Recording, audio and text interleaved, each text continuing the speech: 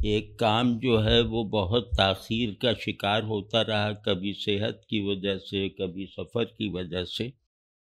تو آج اس کا آغاز کر رہے ہیں، اور وہ کام میری نظر میں بہت ضروری ہے اور تمام سامعین کے لیے مفید ہے۔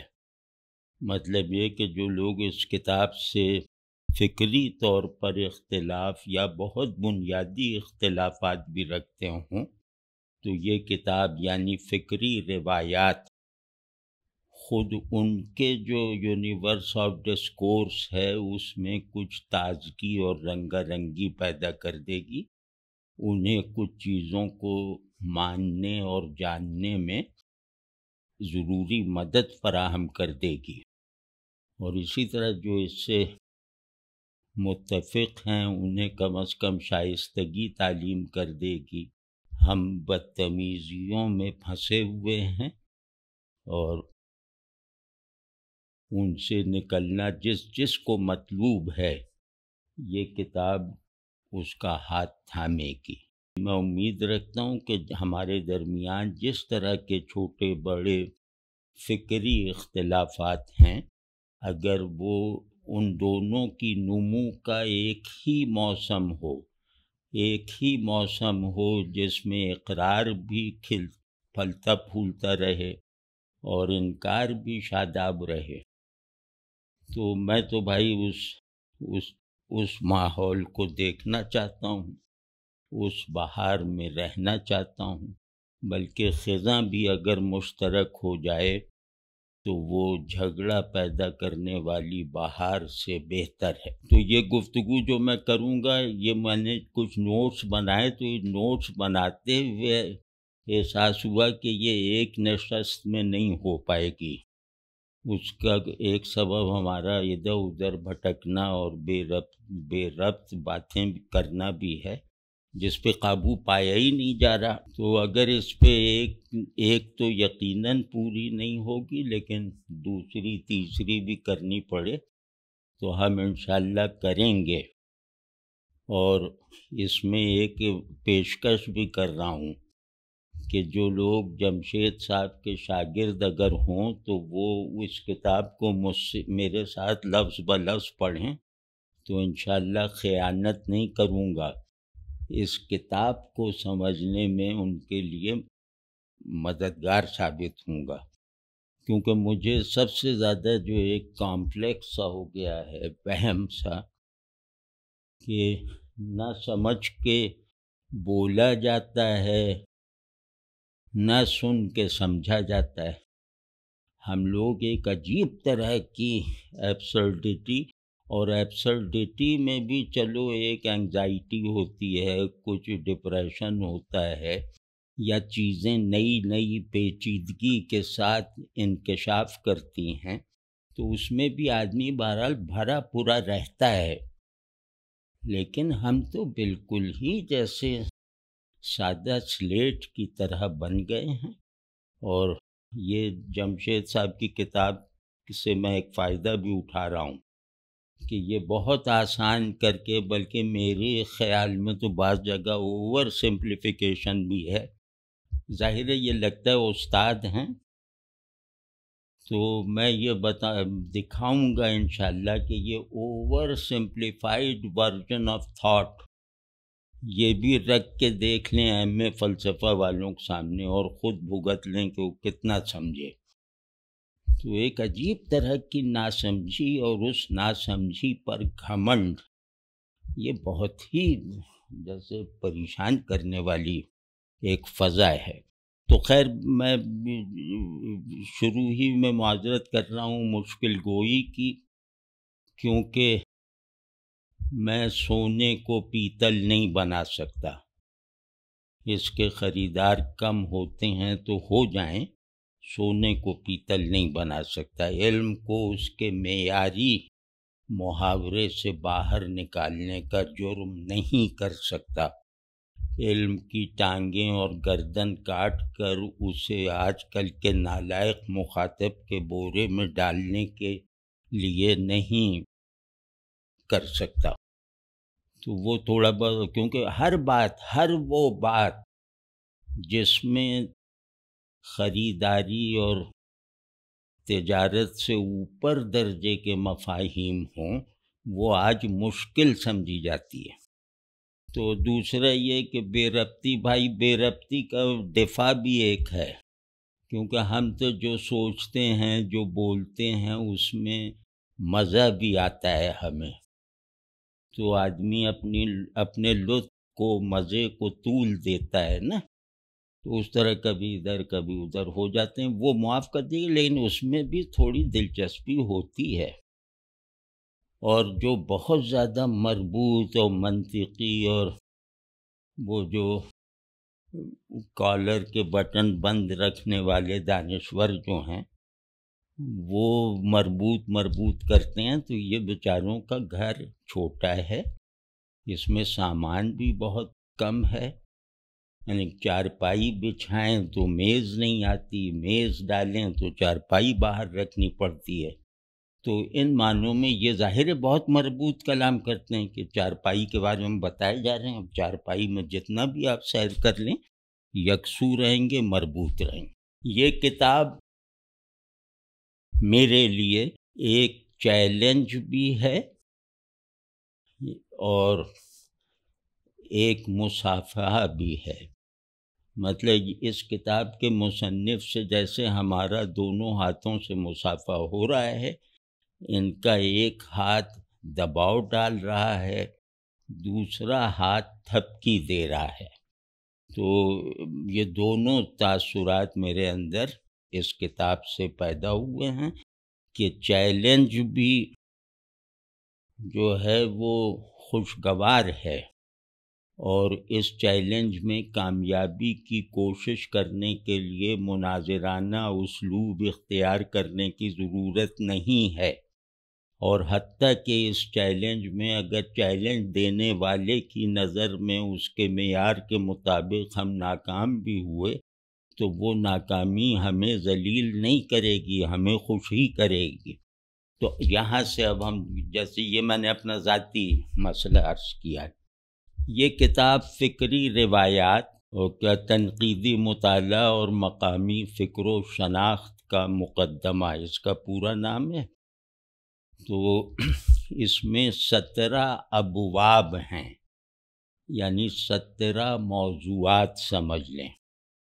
اور ایک فصل ہے، ایک چیپٹر ہے، وہ اختتامی چیپٹر ہے، ایپیلاگ کی طرح ہے، جس میں انہوں نے بتایا ہے کہ میں نے یہ کتاب کیوں لکھی، کس غرض سے لکھی، اور کتاب کو سہل کر دیا ہے اس کے ایک متوسط درجے کے قاری کے لیے، اور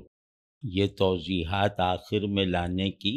وجہیں جو بتائی ہیں وہ بھی بہت دلچسپ ہیں کہ یہ قاری کی فکری اور تخلیقی آزادی پر کوئی پیشگی قدغن نہیں لگانا چاہتے تھے، کیونکہ لفظ اور معنی کا تعلق اس طرح کی ایک ایبسلیوٹ فکسٹی کے ساتھ نہیں ہوتا جس کا ہم لوگ اپنے پختہ خیالات اور عقائد میں جیسے خیال رکھتے ہیں یا اس پر اصرار کرتے ہیں۔ تو غرض ہر صورت سے اس کتاب میں جیسے ایک خوش آمدیدی سی فضا ہے کہ آپ بھی آ جائیے، آپ بھی آ جائیے، اور وہاں کسی پر وہ نہیں ہو رہا، ہوٹنگ نہیں ہو رہی، اندر چلے جاؤ، ہوٹنگ وغیرہ کا سامنا نہیں کرنا پڑے گا۔ ہاں مطلب جو سمجھدار ہے اس کے لیے تھوڑا تھوڑا تیر اندازی بھی اندر ہے، لیکن وہ تیر بھی جو ہیں وہ بہت ریشم کے بنے ہوئے ہیں، تو وہ کھا کے بھی اچھا لگتا ہے۔ تو اس کتاب کے بنیادی کچھ تھیمز ہیں، نکات ہیں جو پہلے سے پیش نظر رہیں تو بہتر ہے۔ ایک تو یہ کہ تہذیبیں کسی کل کے اجزاء کی حیثیت نہیں رکھتی، یعنی ایسا نہیں ہے کہ کوئی ایک گلوبل یا یونیورسل سویلائزیشن ہے اور مختلف، جیسے ہندوستانی ایرانی اور انگلستانی تہذیبیں اس کے صوبوں کی حیثیت رکھتی ہیں۔ ہر تہذیب اپنی ساخت میں ایک کل ہے، لیکن یہ کل کوئی منطقی یا آئیڈیالوجیکل کل نہیں ہے، ایک امپیریکل اور سائیکک کل ہے جو کسی بھی مرحلے پہ ٹوٹ سکتا ہے، کسی بھی مرحلے پر نیا پھیلاؤ پکڑ سکتا ہے، کسی بھی مرحلے پر کوئی فورن ایلیمنٹس کو اپنے اندر جذب بھی کر سکتا ہے، لیکن اس کا ایک جغرافیہ ہے، ایک مطلب اس کے جو باؤنڈریز ہیں وہ واضح ہیں۔ تو اس طرح کے ہر تہذیب ایک امتیاز پہ کھڑی ہوتی ہے، اس امتیاز کو کسی آئیڈیالوجیکل یا میٹافزیکل آئیڈینٹی میں کھپانا نہیں چاہیے، اس پر کوئی مابعد طبیعی یا نظریاتی وحدت مسلط نہیں کی جا سکتی یا نہیں ہونی چاہیے۔ تو یہ ایک مقصد اس کتاب کا یہ ہے، اور دوسرا یہ کہ تہذیب ہی کی طرح فکر میں بھی، فلسفے وغیرہ میں بھی وحدت، عالمگیر وحدت محال ہے، یعنی جس طرح تہذیبی وحدت محال ہے، اسی طرح عالمگیر وحدت فکر میں بھی محال ہے۔ اور اس کو جیسے مزید یہ مدلل بناتے ہیں، اور کچھ دلائل ہوتے ہیں جو آبجیکٹ بیسڈ ہوتے ہیں، یعنی خارج میں کہ یہ نیلا ہے، وہ سخت ہے، وہ نرم ہے۔ کچھ ہوتے ہیں جو خارج کی میرے اندر ایک سنتھیسائزڈ فارم پیدا ہو جاتی ہے، تو اس کا اظہار ہوتے ہیں، وہ سبجیکٹ اورینٹڈ ہوتے ہیں اندر سے، وہ اصل میں وہ کہلاتے ہیں فکر۔ تو جمشید اقبال صاحب نے بہت مہارت سے ایک بات کہی ہے، میں اپنے لفظوں میں کہہ رہا ہوں کہ عالمگیری جو ہے، گلوبلائزیشن یا ایبسلیوٹ جنرلائزیشن یا لاجیکل یونیورسلائزیشن کسی بھی طرح کی، یہ فکر انسانی کا تقاضا نہیں ہے۔ فکر کو اس طرح کی کوئی سپرفیشل، ٹرانسینڈنٹ اور بائنڈنگ آرڈر کی ضرورت نہیں ہے، تو بلکہ یہ جو عالمگیری ہے یہ قوت کا پروجیکٹ ہے، کیونکہ قوت پھیلاؤ کے بغیر بے معنی ہے، قوت کا اصل منصوبہ اپنا پھیلاؤ ہے، اور فکر سمٹاؤ کی طرف خلقتاً رجحان رکھتی ہے، تو یہ قوت کا پروجیکٹ ہے۔ ہر طرح کا جو گلوبلائزڈ، جہاں بھی گلوب وغیرہ گلوبل کا لفظ آئے تو قوت کا پروجیکٹ ہے۔ تو یہ جو لوگ مذہبی خیال کے سن رہے ہوں تو وہ اس پہ ذرا دھیان دیں کہ ہر طرح کی گلوبلائزیشن وہ قوت کا پروجیکٹ ہے، اور قوت کی کامیابی انسان کی سب سے بڑی ناکامی ہے، یہ بھی ذرا ذہن میں رہے۔ پھر جمشید صاحب کا ایک تھیم یہ ہے، ایک تھیم نہیں، سب تھیم، مطلب طاقت کا مقصود ہی یہ ہے کہ حاکم ایک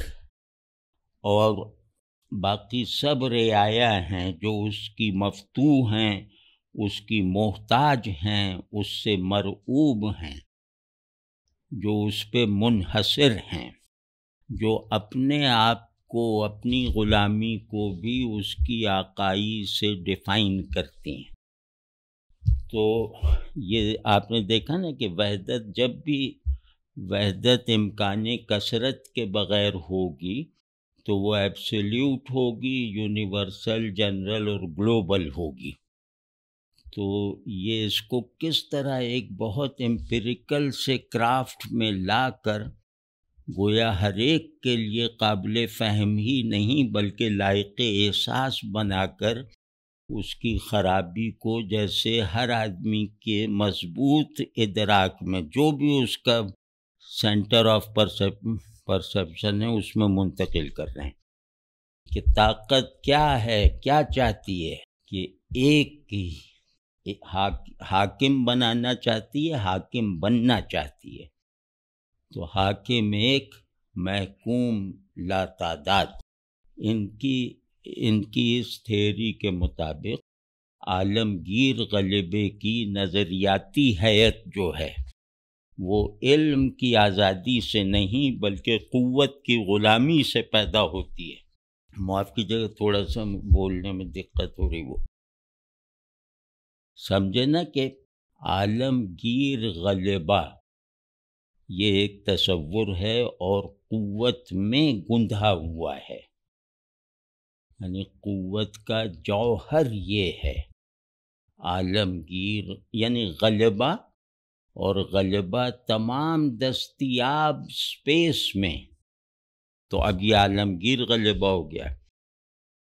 قوت کا دوسرا مقصود یہ ہے کہ وہ اس غلبے کو نظریاتی شکل دے، اس غلبے کی خواہش کو ایک نظریاتی کمک فراہم کرے تاکہ آڈینس جو ہے وہ نظریے کی قبولیت کے پردے میں قوت کے اس ہڈن ایجنڈا کی تکمیل میں معاون ہو جائے. نظریے میں کشش ہوتی ہے. تو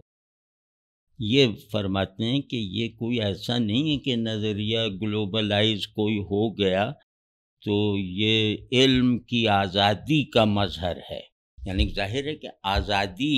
ایک ایسا کانسیپٹ اور ایک ایسا آئیڈیا ہے کہ جو ایکچولائز ہو جائے تو ہم ایکچولائز فارمز میں بھی ایک وحدت رکھتا ہوگا. تو یہ وحدت جو ہے یہ علم کی آزادی کا نتیجہ نہیں ہے بلکہ یہ قوت کے آگے ڈھیر ہو جانے کا جو ہے وہ رزلٹ ہے. تو اس کو یہ جیسے تشبیہ اگر دی جائے تو گلوبلائزیشن، اس کا تصنع، اس کا آرٹیفیشل ہونا اس سے واضح ہے کہ شاہ ہندوستان شاہ جہاں کہلائے. تو شاہ ہندوستان شاہ جہاں بننا چاہتا ہے، یعنی یہ دونوں قوت کے استعارے ہیں نا. تو یہ ہے گلوبلائزیشن کا محرک. پھر قوت پر یہ بھائی سب یہ خیال رکھیں، ہم لوگ پڑھتے نہیں ہیں. اس وقت زیادہ ضرورت یہ جاننے کی نہیں ہے کہ علم کیا ہوتا ہے، یہ پرانے لوگوں کا مشغلہ تھا. اب یہ سمجھنا اب ضروری ہے کہ قوت کسے کہتے ہیں. اب فوکو وغیرہ نے قوت اور نالج کا ایک سوئنگر سا بنایا، مجھے اس سے بہت اختلاف ہے. لیکن بہرحال تو خیر اب ضرورت ہے کہ قوت کو سمجھو کہ قوت کیا ہوتی ہے. تو خیر تو یہ اگلا یہ فرما رہے ہیں کہ قوت ہو اور وہ استعماری اور استحصالی نہ ہو یہ ناممکن ہے. جیسے پرانی زبان میں کہتے ہیں نا قیاس مع الفارق، اس کو بھی بھائی لکھ لینا، یہ بھی مطلب ایک اصطلاح ہے. تو یعنی آنکھ ہو نظر نہ ہو، کان ہو سماعت نہ ہو، یہ تو محال ہے نا. تو اسی طرح قوت ہو اور استعمار نہ ہو، قوت ہو اور وہ مطلب استحصال نہ کرے، یہ ممکن نہیں ہے. تو یہ قوت، اس کو ہم اگر لفظ بدل کے کہیں استعمار، تو اس کی مثال ایک دائرے کی سی ہے جو اپنی توسیع چاہتا ہے، مزید پھیلتا رہنا چاہتا ہے ہر قیمت پر. وہ قیمت آدمیت کی بھی ہو سکتی ہے، دین کی بھی ہو سکتی ہے، نظریات کی بھی ہو سکتی ہے، ظلم اور مظلومی کی بھی ہو سکتی ہے. جو بھی قیمت ہے، قوت ہر چیز کی خریدار ہے، اس شرط کے ساتھ کہ یہ میرے پھیلاؤ میں کام آئے گی یا نہیں. تو یہ بہت اس میں ایک انسائٹ ہے اس کتاب میں، آپ دیکھیں گے تو میں سکیڑ کے جملے بنا کے کہہ رہا ہوں نا، تو یہ سب چیزیں تفصیل سے اور بہت سہولت سے بیان ہوتی ہوئی دیکھنی ہے، تو یہ کتاب دیکھیے گا۔ ان کا جیسے ایک مشن سا ہے کہ قوت کے فکری استعمار، قوت کے کئی طرح کے استعمار ہو سکتے ہیں نا، معاشی ہو سکتا ہے، سیاسی ہو سکتا ہے، بالکل برہنہ معنوں میں آقائی اور غلامی والا ہو سکتا ہے، لیکن اس کا سب سے خطرناک روپ فکری ہوتا ہے۔ تو حاکم اور فاتح اپنا نظریہ بھی مسلط کرتا ہے، اپنا مذہب بھی مسلط کرتا ہے، اپنا انکار بھی مسلط کرتا ہے، اقرار بھی مسلط کرتا ہے۔ تو وہ جو ہے اس کو یہ کہہ رہے ہیں کہ فکری استعمار، اور آگے چل کے کچھ انہوں نے اور باتیں بھی کی ہیں اس ذیل میں، تو وہ انشاءاللہ وہ جیسے ہمیں چیلنج ہے تو اب وہ اگلی نشست میں کریں گے۔ تو یہ جمشید صاحب فرماتے ہیں، اور مجھے امید ہے کہ میں درست ترجمانی کر رہا ہوں گا، ممکن ہے کوئی نقطہ چھوٹ گیا ہو، لیکن جو نکات میں عرض کر رہا ہوں اس میں غلطی کا شاید امکان نہ ہو۔ تو قوت کے فکری استعمار وغیرہ سے خود کو خالی کیے بغیر کوئی روایت اور تہذیب اپنے اصول اور بنیادی اقدار اور بنیادی آئیڈیاز کی بازیابی میں کامیاب نہیں ہو سکتی۔ یہ ان کا جیسے بہت ایک دعویٰ بھی ہے اور مشن بھی یہ ہے کہ تہذیبوں نے اپنے آپ کو موت والے اسباب سے بھر لیا ہے، اور اپنی زندگی کا سامان جیسے اپنے اندر سے نکال کے باہر پھینک رکھا ہے۔ تو اگر اب بھی ان میں زندہ رہنے کی کوئی امنگ باقی ہے، یعنی اپنی اصل پہ رہنے کی، اپنے ماحول میں رہنے کی، اپنے اپسٹیم، اپنے ڈسکورس میں رہنے کی، تو اس کا طریقہ یہ ہے کہ ہم ہر اس طرح کا فکری غلبہ باہر سے جو ہم پر وارد ہوا ہے، اس فکری غلبے کو توڑیں، یعنی اپنی تہذیب کا ایسا دماغ بنے جو کسی سے مغلوب نہیں ہے، کسی کا قیدی نہیں ہے، کسی کا پابند فرمان نہیں ہے۔ تو وہ جو دماغ اپنا ہی آئیڈیا ہے، اور اس پر اس کا پورا وجود اس آئیڈیا کو ایکچولائز کرنے والی ایک قوت کے طور پر کام کرتی ہے۔ تو اگر کوئی تہذیب جو ہے اپنا آئیڈیا خود نہیں ہے، اور اپنے آئیڈیا کو پورے ناقص ادھورے کسی بھی طرح کے ایکچولائز نہیں کر رہی، تو وہ تہذیب نہیں ہے۔ وہ تہذیب اپنے بنیادی جواز یعنی انفرادیت سے محروم ہو گئی، اور انفرادیت سے محروم ہونا کسی بھی اجتماع کا حصہ بننے کے باوجود آپ کو موجود کہلانے کی وجہ نہیں بن سکتا۔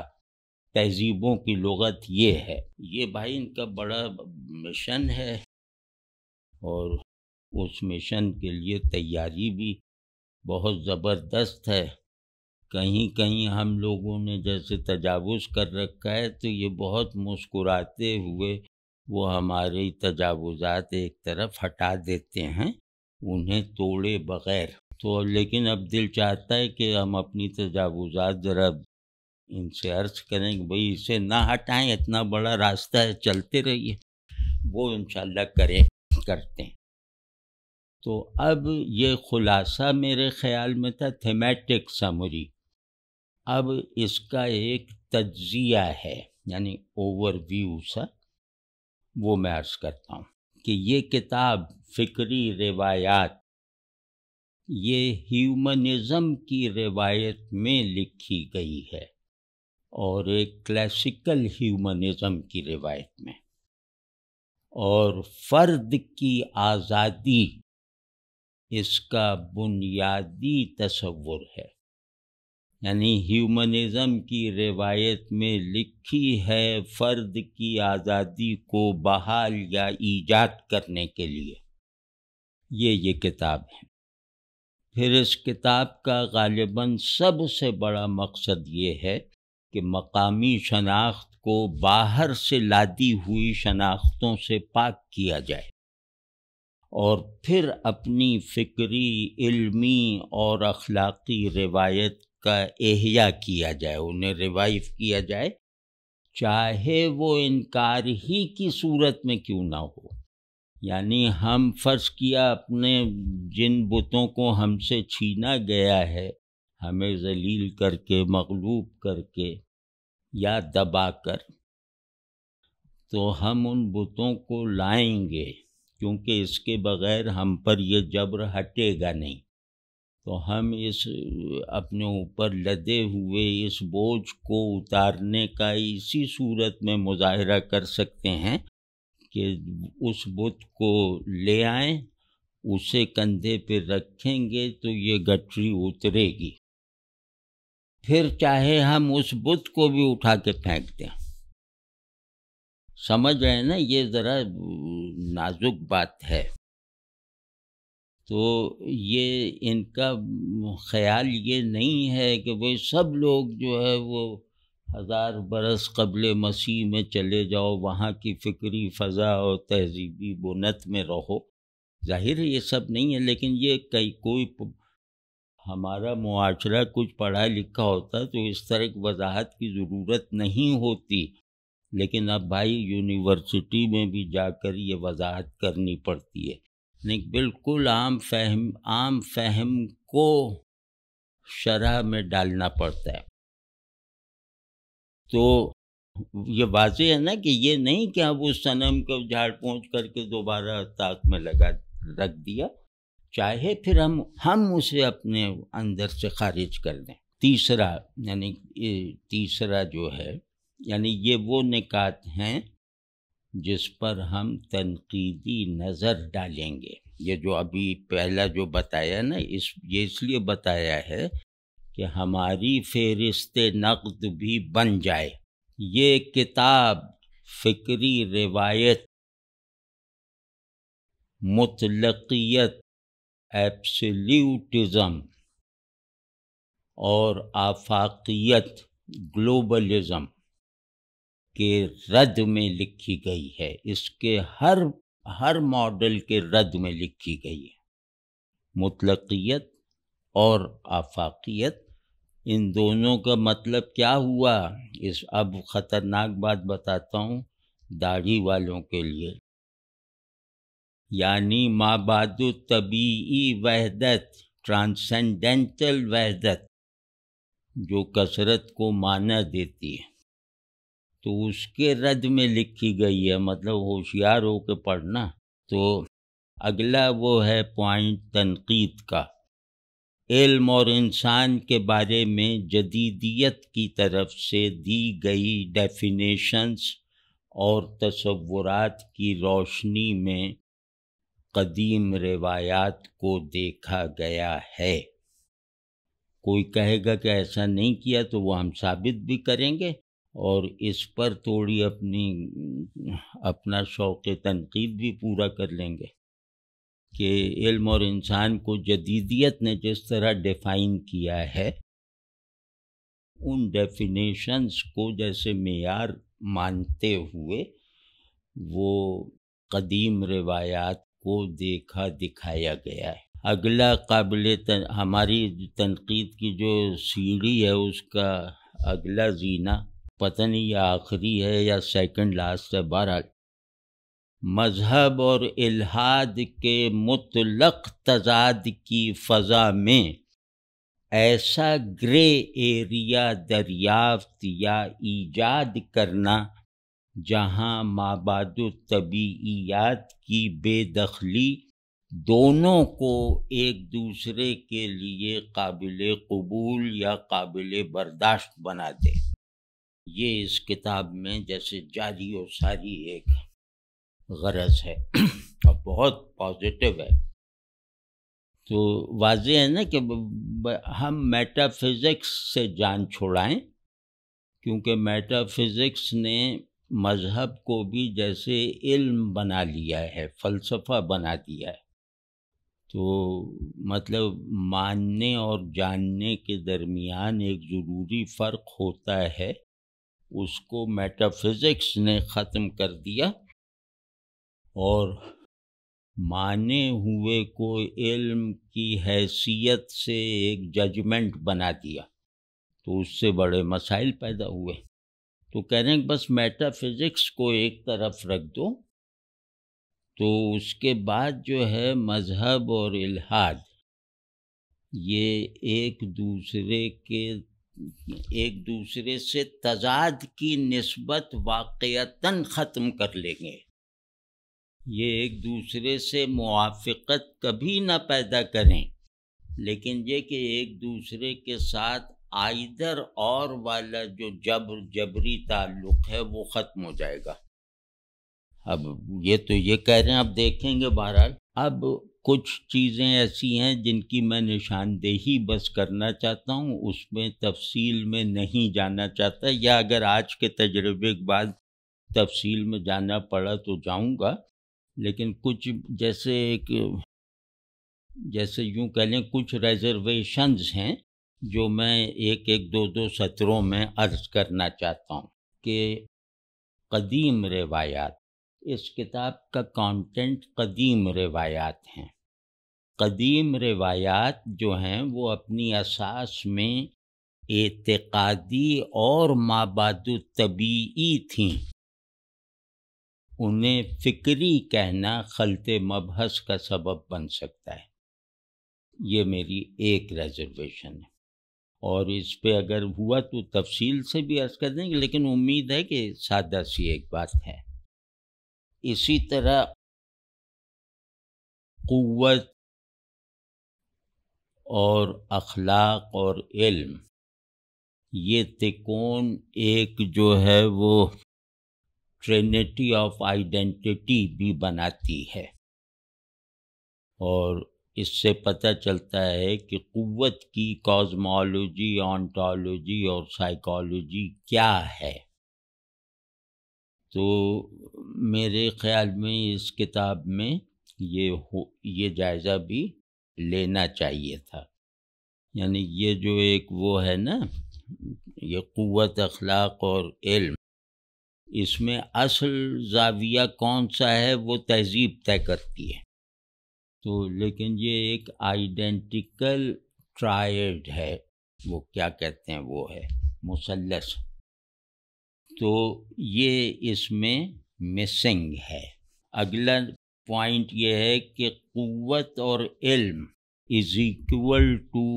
وجود اور شعور، قوت وجود، علم شعور۔ ابھی جیسے سرسری سا گزر رہے ہیں، اس کو تفصیل کریں گے اللہ نے چاہ تو، کہ قوت اور علم ان میں نسبت وہی ہے جو وجود اور شعور میں ہے، یعنی آپ سمجھے وجود اور شعور، اب یا سمجھیں یا نہ سمجھیں، بہرحال اب اپنی بات تو ہم کہہ ہی دیتے ہیں کہ وجود اور شعور ایک عجیب طرح کا نقطۂ ادراک ہے یقین کے ساتھ، جو امپیریکل نہیں ہے اور میٹافزیکل بھی نہیں، کہ پہلی علت اور پہلا معلول، پہلا کاز اور پہلا ایفیکٹ، یہ ہیں وجود اور شعور۔ یہ پتہ نہیں کہ پہلا کون سا ہے، یعنی پہلا دونوں پہلے ہیں لیکن کاز اینڈ ایفیکٹ میں وہ نہیں پتہ چل رہا۔ وجود اور شعور کیا ہیں؟ پہلا کاز اور پہلا ایفیکٹ، وحدت کے ساتھ بھی، یعنی دونوں ایسے ہوں کہ کاز بھی ہیں ایفیکٹ بھی ہیں، اور دوئی کے ساتھ بھی، یعنی یہ بھی ہے کہ اس وقت یہ کاز ہے اور وہ ایفیکٹ ہے، اور اگلے لمحے میں وہ کاز ہے اور یہ ایفیکٹ ہے، تو ان کی دوئی بھی جو ہے وہ ان کی وحدت کی تعمیر میں وقفے کی طرح جیسے اپنا اظہار کرتی رہے گی۔ یہ مشکل موضوع صحیح، لیکن یہ آنا چاہیے۔ اسی طرح ایک موضوع اس کتاب میں سے اٹھایا جا سکتا ہے اور ہم اٹھائیں گے، اور ابھی یہ نہیں پتہ کہ یہ ہم جب یہ موضوع اٹھائیں گے تو اس کتاب پر اعتراض بنے گا یا تائید بنے گی۔ تو قوت، اس کی سب سے بڑی تخلیق اگر پوچھی جائے نا، کہ پاور کی سب سے بڑی جو مینیفیسٹیشن ہے وہ ہے ایک ایپسٹیم۔ ان کے وہ جو ایک صاحب نے بڑا اچھا دیباچہ لکھا ہے اس کتاب میں، ان کا میں نام یاد نہیں آ رہا، لیکن انہوں نے ایپسٹیم اور ڈسکورس کا حوالہ دے کر اپنی بات، بہت اچھا، بہت عمدہ ہے، اور بلکہ وہ اس کتاب کو کھول دیتا ہے قاری پر۔ تو خیر، قوت، ایپسٹیم اس کا جو، اور ڈسکورس، تو یہ دونوں اپنے کانٹیکسٹ میں آفاقی ہیں یا آفاقیت کی طرف متحرک ہیں۔ فوکو سے بھی یہ غلطی ہوئی ہمارے خیال میں، اور پھر ایک اس غلطی نے جیسے رواج پا لیا کہ ایپسٹیم جو ہے وہ لوکل ہے، ڈسکورس لوکل ہو سکتا ہے، ایپسٹیم لوکل نہیں ہے۔ تو اور یہ دونوں اپنے سیاق و سباق میں یونیورسل اور جنرل اور گلوبل ہیں، یا گلوبلائز ہونا ان کے اندر کا تقاضا ہے۔ اسی طرح مذاہب کا بذریعہ قوت غلبہ اور پھیلاؤ، یہ دعویٰ ذرا گہرے تجزیے کا تقاضا کرتا ہے، اور وہ مطلب ایک پتہ نہیں اپنے کسی عصبیت کی وجہ سے وہ اس کتاب میں نظر مجھے نہیں آیا۔ تو اس کتاب کی بنت میں سب سے کمزور دھاگا یہی ہے۔ پھر وہ کہ قدیم روایتوں میں بیرونی اثرات کی وجہ سے اصولی تبدیلیاں آتی رہی ہیں، اور ضروری نہیں کہ وہ سب تبدیلیاں ڈسٹرکٹیو ہوں، تخریبی ہوں، اس تہذیب کے لیے عدمی ہوں، ایسا نہیں ہے، وہ تعمیری بھی تھیں، اور اس تہذیب کے وجود میں رہنے کے اسباب میں اضافے کا سبب بھی بنی۔ تو اس کو بھی تھوڑا سا بتا کر تھوڑا تجزیہ کر دینا چاہیے تھا، چاہے نتیجہ کچھ بھی نکالتے۔ اسی طرح مقامیت اور مقامی شناخت، یہ جب بھی اب بھائی مقامیت اور مقامی شناخت کا لفظ آئے گا مجھے جمشید اقبال صاحب یاد آ جائیں گے۔ یہی بہت بڑی کامیابی ہے کسی مصنف کی۔ مقامیت اور مقامی شناخت کا تصور یہ خود ایک ڈاگمیٹک فکسٹی رکھتا ہے، اس پہ غور کرنا بھی ہے اور انشاءاللہ کروانا بھی ہے، سمجھے نا؟ اور ایک شناخت کا دوسری شناخت میں ضم ہو جانا، مدغم ہو جانا لازم نہیں ہے کہ کسی جبر کا نتیجہ ہو، یہ ایسا اختیار بھی ہو سکتا ہے جو اپنی شناخت کو زیادہ وسیع اور زیادہ بامعنی بنانے کے لیے اپنی مقامیت اور اس کے نتیجے میں حاصل ہونے والے تشخص کی محدودیت کا ادراک کرنے کے بعد اس کے نتیجے میں جو ہے وہ عمل میں آتا ہے، یہ ادغام، یہ انضمام۔ تو ویسے یہ کتاب بھی اس خیال کی تائید کرتی ہے، ایسا نہیں ہے کہ اس خیال کو یا تو نظر انداز کیا یا اس پر مخالفانہ نظر ڈالی، نہیں، لیکن وہ تائید ذرا دبے لفظوں میں ہے، کیونکہ اس تائید سے اہل مذہب فائدہ اٹھا سکتے تھے نا۔ تو جہاں جہاں اہل مذہب فائدہ اٹھا سکتے ہیں وہاں تھوڑا تھوڑا یہ جیسے اخفاء، ابہام اور اختصار یہ جیسے اختیار کر لیتے ہیں۔ پھر اسی طرح قدیم مشرقی روایتوں کا بیان بھی تنقیدی تجزیے کا مطالبہ کرتا ہے۔ مثلاً بنیادی اصطلاحات کی تفہیم میں خاصی کمزوریاں ہیں، یہ بات جیسے ہم مضبوط لہجے میں کہہ رہے ہیں۔ مرکزی تصورات، روایتوں کے قدیم روایتوں میں سے کسی کے مرکزی تصورات کی اوور سمپلیفیکیشن کے نتیجے میں ان سے جو کچھ سمجھا اور سمجھایا گیا ہے وہ ادھورا، سرسری اور بعض مقامات پر غلط ہے۔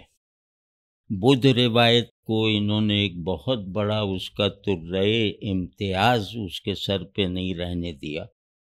کہ بدھ روایت میں حقیقت اور لفظ کے حوالے سے جو گہرائیاں کھنگالی گئی ہیں ان پر توجہ نہیں دی گئی۔ وہ گہرائیاں ویٹگنسٹائن ایسے آدمی کو غوطہ زنی پر مجبور کر سکتی تھیں۔ ایسی گہرائیاں وہاں کے ماہرین لسانیات نے نکالی ہیں جو آج تک فریش ہیں اور بڑی تعداد میں یونیک بھی ہیں۔ تو چلو وہ اب اگلے ایڈیشن میں آنا چاہیے، ظاہر ہو یہ تو کوئی مذہبی مطالبہ نہیں ہے نا۔ تو اسی طرح لاؤزے اور ہیراکلائٹس میں جو اصولی مطابقت بتائی گئی ہے حرکت کی کیٹیگری میں، حرکت کے پرنسپل میں، وہ درست نہیں ہے، واقعاتی طور پہ درست نہیں۔ حرکت کا حقیقی ہونا دونوں کے یہاں ہے مگر بالکل مختلف معانی میں، بالکل مختلف نتیجے کے ساتھ۔ تو اسی طرح مقامیت اور آفاقیت کی اگر بائنریز بنائی ہیں تو ان کو ذرا سا تضاد، انٹریکشن، تعامل اور سنتھسائزیشن، ان مراحل سے گزارنا چاہیے تھا۔ تو اس کے نتیجے میں کچھ ایسی باتیں جو ان کے موقف کو مزید مضبوط بناتی وہ بھی اظہار میں آ جاتی۔ مطلب یہ ہم کوئی چالاکی سے بات نہیں کر رہے۔ تو اسی طرح جیسے ایپسٹیم آفاقی ہوتا ہے، ایپسٹیم ممکن ہی نہیں ہے کہ آفاقی نہ ہو، اور ڈسکورس مقامی ہوتا ہے، آفاقی ہو سکتا ہے۔ اب اس میں دیکھنا یہ کہ ایپسٹیم اور ڈسکورس اگر دونوں آفاقی ہوں تو کیا مسائل اور کیا سہولتیں پیدا ہوں گی، اور اگر ان میں سے ایک آفاقی اور دوسرا مقامی ہو تو کیا نتائج حاصل ہو سکتے ہیں۔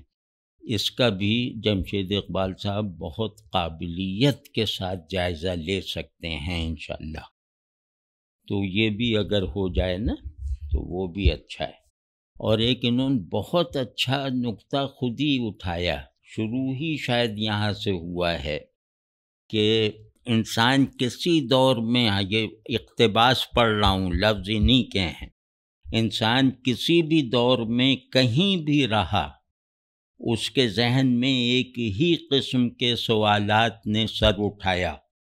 لیکن ہر فکری ثقافت یا تہذیب نے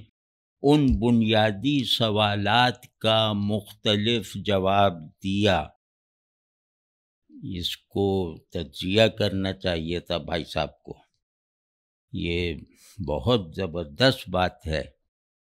لیکن یہ کہ اس کے تجزیے کی ضرورت ہے، اس کی ایک جو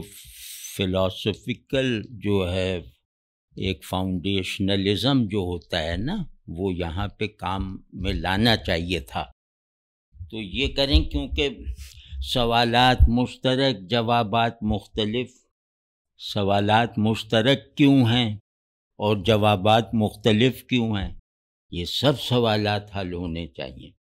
سوال مستقل کیوں ہے، جواب عارضی کیوں ہے؟ یا جواب اگر مستقل ہے تو سوال عارضی کیوں ہے، یہ ساری سچویشنز بنا کر یہ گویا آپ ہیومن کانشسنس اور تاریخ کے تعلق کو جیسے پینٹ کر سکتے ہیں، ڈیزائن کر سکتے ہیں، اگر ان سوالات کو بھی یہ درخور توجہ سمجھیں۔ اور کیا، کیوں، کیسے، اب سوالات تو یہی ہیں نا، یہ کیا کا کانٹینٹ، کیا کا ہدف ایک رہا ہے، کبھی ایک ہو سکتا ہے، اسی طرح کیوں اور کیسے۔ تو اگر ہم ان میں آنے والی تبدیلیوں کا ایک جیسے گراف سا بنا لیں تو اس سے بہت سارے مسائل جو ہیں وہ حل بھی ہو سکتے ہیں، اور کچھ ایسے مسائل جو فکر انسانی کا شاید اب تک موضوع نہ بنے ہوں، وہ مسائل جیسے اپنی درست صورت میں سامنے آ سکتے ہیں، وہ منکشف ہو سکتے ہیں۔ یہ اس پہ غور کر کے دکھائیں، کیا، کیوں، کیسے، یہ اندر اپنا سامان ہر دور میں بدلتے رہے ہیں، یہ کیا کہتے ہیں یار، ریکانٹینچولائز ہوتے رہے ہیں، تو اس سے بہت ساری چیزیں ملیں گی، اور جواب کی محدودیت کا ایک ذرا سا بڑے اسکیل پر جیسے ادراک بھی ممکن ہے۔ آج ہم نے جو یہ پوائنٹس بنائے تھے، ہاں نہیں یہ اور بھی تھا، ہاں ایک اور، وہ ایک تو بھول گئے، یہ تو ہمارا خاص مورچہ بنایا ہے، یہ میں نے اپنے لیے جیسے ایک مورچہ بنایا، مورچہ یا مچان، بہرحال وہ ہے جمشید صاحب، اگلی مرتبہ اگر اب اللہ جانے بیٹھے ہیں نہیں، میں نے دعوت بھیجی تھی، تو اگر وہ سن رہے ہوں تو وہ اگلی مرتبہ تیاری کر کے آئیں کہ تاریخ اور ذہن میں کورسپونڈنگ میٹافزیکیلٹی ہم ثابت کرنے کی کوشش کریں گے، وہ رد کرنے کے لیے تیاری کر کے آئیں۔ تو یہ جناب ہو گیا، اب اگلی مرتبہ کتاب کے اقتباسات پڑھ کے پھر اس پہ تبصرہ کریں۔